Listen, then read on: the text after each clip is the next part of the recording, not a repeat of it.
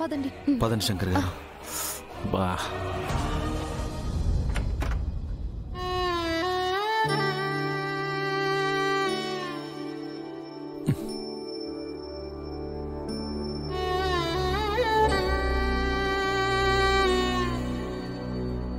Sir మీకు comfort గానే ఉంది కదా?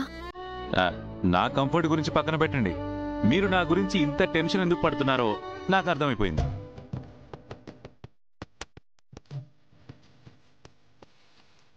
నేను మిమ్మల్ని కిడ్నాప్ చేసిన వాళ్ళ నుంచి రక్షించాను కాబట్టి ఇప్పుడు నా మీద కన్సర్న్ చూపించి టీ కాఫీ జ్యూసులు ఇచ్చేసి దానికి దీనికి సరిపోయిందని చెప్పేద్దాం అనుకుంటున్నారు, అంతే కదా? అంతేకాదు, రేపు ఇదే పాయింట్ మీద నేను మిమ్మల్ని టీస్ చేయకుండా ఉండాలని చెప్పి దానికి దీనికి చెల్లని చెప్పడం కోసం ఇదంతా ప్లానింగ్ అన్నమాట. అమ్మో, మీరు మామూలు కాదండి. మీకు ముందు జాగ్రత్త చాలా ఎక్కువ. ఏ ముందు జాగ్రత్త ఏంటో. నేను వెళ్ళి మీకు జ్యూస్ తీసుకొస్తాను.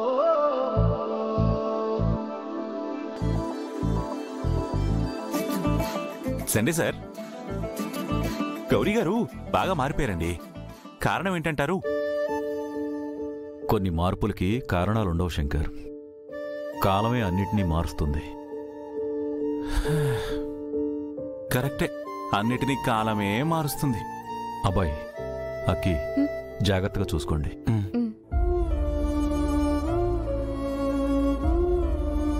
శంకర్ గారు, హాస్పిటల్కి వెళ్దామా? అరే, చిన్న చిన్న వాటికి ఎందుకు అబ్బాయి, మీరేం టెన్షన్ పడకండి.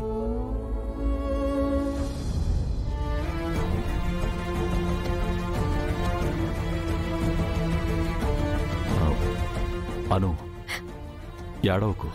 ఆర్యకేం కాదు. కాకూడదని నేను దేవుణ్ణి కోరుకుంటున్నాను సార్. గత జన్మలో మేము పడ్డ కష్టాలు చాలక దేవుడు ఈ జన్మలో కూడా పరీక్షలు పెడుతున్నాడు. సార్కి ఏమైనా అయితే నేను తట్టుకోలేను సార్. మేడం, మీరే ఆర్య సార్ బలం. మీరే ఆధారపడితే ఎలా? సార్ మంచివారు. మంచి వాళ్ళకి దేవుడు ఎప్పుడు అన్యాయం చేయడు మేడం. నిజమే యాదగిరి, అన్యాయం చేయడు, కానీ గాయం చేసి దాన్ని మాన్పుకునే ధైర్యాన్ని మాత్రం ఇస్తాడు.